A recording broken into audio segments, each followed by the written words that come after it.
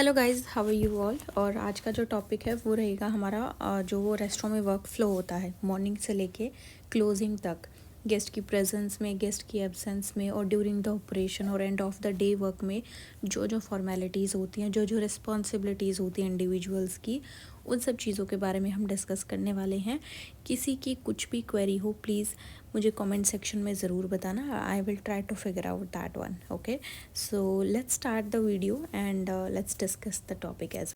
First point is starting with the reserving the table. So reserving the table is it's means कि जब जितनी भी आपके पास में रिजर्वेशन है throughout the day, specially सबसे पहले जो लंच की रिजर्वेशन है और जो डिनर की रिजर्वेशन है, तो सबसे जो फर्स्ट प्रायोरिटी दी जाएगी वो लंच वाली रिजर्वेशन को दी जाएगी। तो हमारे पास में लंच में रिजर्वेशन कितने लोगों के लिए, कितने पैक्स की है, हमारे पास में वो अवेलेबिलिटी है नहीं है, बुफे लेंगे, मील टाइप कौन सा रहेगा उन लोगों का, कितने पैक्स की रिजर्वेशन है, और उसमें से मतलब फैमिली है, मीटिंग्स टाइप के लोग हैं, या फिर फ्रेंड्स डिनर होस्ट कर रहे हैं, ऐसा कुछ है, बर्थडे पार्टी है, या फिर नॉर्मल मीटअप है।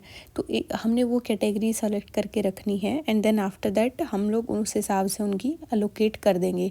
कुछ की प्रेफरेंस होती है कि सब एडल्ट्स आ रहे हैं तो उनको उस हिसाब से प्राइवेट एरिया चाहिए होगा अपना डाइनिंग के लिए, जो जिसको पीडीआर बोलते हैं, प्राइवेट डाइनिंग रूम। कुछ होती फैमिलीज़ जो कहीं पर भी बैठ जाते हैं, उनका कोई ऐसा स्पेशल प्रेफरेंस नहीं होता क्योंकि उनके साथ बच्चे होते हैं, तो बाकी लोगों को एडजस्ट करने में थोड़ा प्रॉब्लम हो जाता है, बट फैमिलीज़ के साथ में थोड़ा सा उनको कोई इतना प्रॉब्लम होती नहीं है। तो ऐसे रहेगा रिज़र्वेशन, जो हमें फिगर आउट करना है कि हमारे पास में कितनी रिज़र्वेशन है, कितने लोगों की है, कितना मील पीरियड रहेगा उनका, कैसा बुफे लेंगे या फिर अला कार्ट ऑर्डर रहेगा, क्या डिस्काउंट है, और बाकी उनकी फूड प्रेफरेंस क्या है। अगर एडवांस में कोई बता रहा है स्पेशल टेक के रखनी है, केक ऑर्डर किसी ने प्लेस कर रखा है, ऐसा कुछ भी प्रेफरेंस है वो सब उस रिज़र्वेशन जब हम कर रहे हैं वो उसमें मेंशन होता है, हाईलाइट होता है।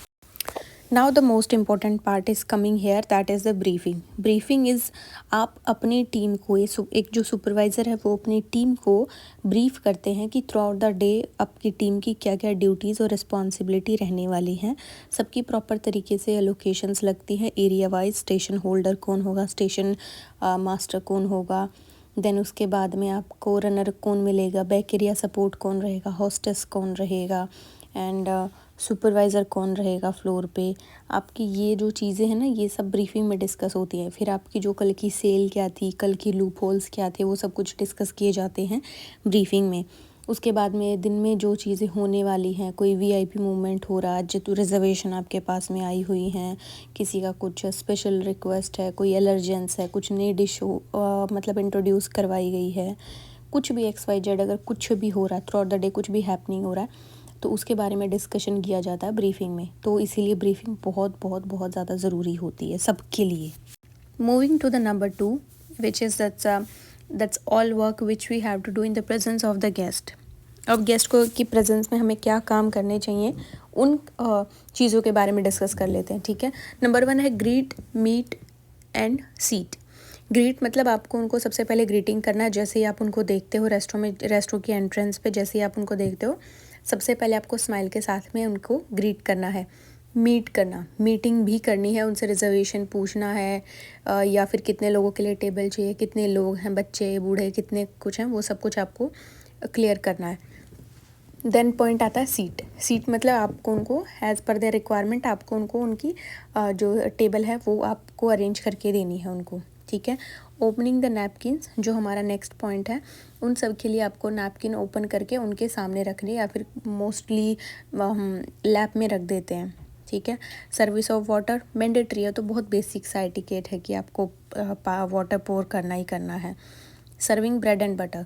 अब ब्रेड एंड बटर सर्व करने का सबसे बेस्ट ऑप्शन ये है कि अगर आपने वो सर्व कर दिया है और आपको मेन्यू प्रेजेंट करने में टाइम लग रहा है, या फिर आप कहीं पर ऑक्यूपाइड हो, तो वो आपके जो टाइम है ना उसको मिनिमाइज़ कर लेता है, क्योंकि गेस्ट का आपको हंग्री लेवल पता नहीं है ना कि वो बाहर से भूखे आए होंगे, या फिर कुछ भी रीज़न हो सकते हैं। तो वो उस चीज़ को कवर अप करने के लिए ब्रेड एंड बटर ना बहुत हेल्पफुल होता है। ठीक है, उनका टाइम पास हो जाएगा। प्रेजेंटिंग मेन्यू कार्ड, उसके बाद में जो है मेन्यू कार्ड को प्रेजेंट करना है। सजेस्टिंग एंड टेकिंग ऑर्डर, उसमें आपको सजेस्ट करना है। ये चीज़ मैं पहले बता चुकी हूँ और अभी मैं बता देती हूँ कि प्रेजेंटिंग मेन्यू कार्ड, जब आप मेन्यू कार्ड उनको दे रहे हो तो आप उनको बोल सकते हो, अगर आप कहीं पर ऑक्यूपाइड हो, कि you can go through the menu and let me know whenever you are ready and I'll come back to you after 10 minutes or 5 minutes. Meanwhile you can just explore the menu. आप ऐसा कह के थोड़ा सा मतलब ऐसा हो सकता है कि आप कवर अप कर सकते हो. You can save your ass. ठीक है. आप सजेस्टिव सेलिंग कर सकते हो. हॉट सेलिंग क्या है, या फिर अच्छी चीज़ क्या है, या फिर लोग प्रेफर करते हैं कि हमारी जो सबसे ज़्यादा महंगी होगी उसको ज़्यादा प्रेफर करेंगे. ऐसा नहीं होना चाहिए. जो आपकी सबसे बेस्ट चीज़ है, जो सबसे अच्छी है, जिसका फीडबैक सबसे अच्छा है, वो सजेस्टिव सेलिंग होती है. ठीक है. कोई आपके यहाँ पे पहली बार आ रहा है रेस्टोरेंट में खाना खाने के लिए, तो आप उनको सबसे बेस्ट चीज़, अच्छा एक्सपीरियंस क्या करवा सकते हो खाने के मामले में, तो आप वो सजेस्ट करना and then after that you can take the order. After finishing your order taking process, उसके बाद में आपको वाइन लिस्ट जो है वो प्रेजेंट करनी है, बिकॉज़ जो आपके खाने का जो ऑर्डर है उसमें थोड़ा टाइम लगता है बन के आने में. तो मीनवाइल आप उनके जो बेवरेज का ऑर्डर है वो आप बाद में ले सकते हो. बेवरेज को आने में इतना ज़्यादा टाइम नहीं लगता है. ठीक है. देन टेकिंग बेवरेज, और उसके बाद में वाइन की जो लिस्ट होती है आपको वो प्रेजेंट करनी है. उसमें से जो आप सजेस्टिव सेलिंग कर सकते हो अच्छे वाली, और उसके लिए आपका नॉलेजेबल होना ज़रूरी है उस प्रॉपर फील्ड में जो आप सजेस्ट करना चाह रहे हो. ठीक है. Then you can go through the like order taking again for that, and beverage order you can take and place the order for the same table. and serving wine and dishes, अगर आपने beverage का order बाद में लिया है, बेशक से अगर वो पहले रेडी हो गया तो आप पहले भी दे सकते हो, या फिर खाने के साथ में आप उसको सर्व कर सकते हो. बट अगर आप खाने के बाद में उसको सर्व करोगे, इट डजेंट लुक नाइस. ठीक है. ये वैसे बहुत सारे केसेस में ऐसा हो जाता है कि आप खाने के बाद में ड्रिंक्स लेके आ रहे हो, बट ड्रिंक्स हमेशा खाने के पहले आते हैं, और कुछ भी अगर प्रॉब्लम हो जाती है खाने के साथ में ही वो सर्व होंगे, उसके बाद में नो चांस. ठीक है. और serving wine and dishes, after that we are moving to serving coffee and liqueur. अब इससे पहले ना आजकल ये ट्रेंड आ गया कि आपको डेजर्ट का ऑर्डर लेना पड़ता है. क्लियरेंस आपकी हो गई है ये सब खाना वाना खाने के बाद में, then you can take the order for the dessert, कि आप डेजर्ट में क्या लोगे. क्योंकि अगर आप डायरेक्ट बिल का पूछोगे, जैसे ही, अब इसमें एक ट्रिक होती है, आपने जैसे डेजर्ट का पूछा ना, गेस्ट बोलेगा नहीं आई एम ओके, मुझे डेजर्ट की ज़रूरत नहीं, आप बिल ला दो. ठीक है. तो ये आपकी एक तीर से दो निशाने हो गए कि आपका ऑर्डर भी ले लिया गया और आपने काम भी निकाल लिया कि हाँ भाई ये अब डन हो चुके हैं, अभी घर जाने के लिए तैयार है, इनको बिल पकड़ा दो सीधा. ठीक है. तो उसमें आपने, अगर वो कॉफ़ी मांग रहे, कॉफ़ी लिखी, और अगर कुछ भी मांग रहे तो उसमें हम सर्विस कर देते हैं उसकी. ठीक है.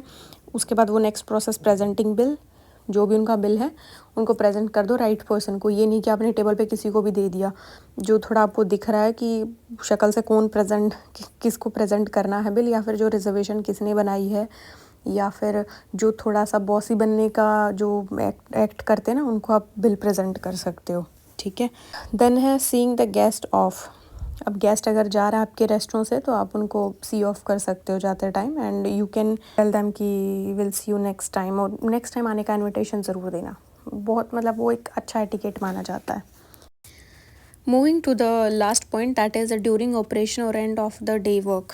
सो ऑपरेशन के बीच में या फिर एंड ऑफ द डेज जो वर्क हैं वो हमारे क्या रहेंगे. ठीक है. वो जो फ्लो ऑफ वर्क रहेगा वो कैसा रहेगा, तो उसमें हमारा सिर्फ ज़्यादा कुछ नहीं रहेगा, क्योंकि हमारे पास में ना वो सफिशिएंट टाइम होता है अपने बैकअप रेडी करने का, शेफ़ लोगों के लिए अपने खाना रेडी करने का, हम लोगों के लिए अपने सेटअप्स, क्लीनिंग, सब कुछ ये सब चीज़ें करने का टाइम हमें मिल जाता है. तो उसमें setting up the covers for the next meal period. अब जैसे हमने ये जो सेटअप किया था, ये हमने किया था लंच के लिए, और अब हमें जो नेक्स्ट मील पीरियड होगा, जैसे वो डिनर के लिए हमने रेडी करना है. तो अभी हमारा जितना भी सामान, जैसे कटलरी, क्रॉकरी, जो भी यूज़ हुआ था, वो दोबारा से रिफ़िल करना है.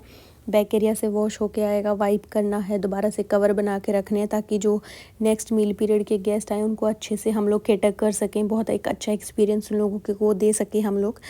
तो ये सब जो टाइम है ये हम ऐसे इसको यूटिलाइज़ कर सकते हैं. तो setting up the covers for the next meal period.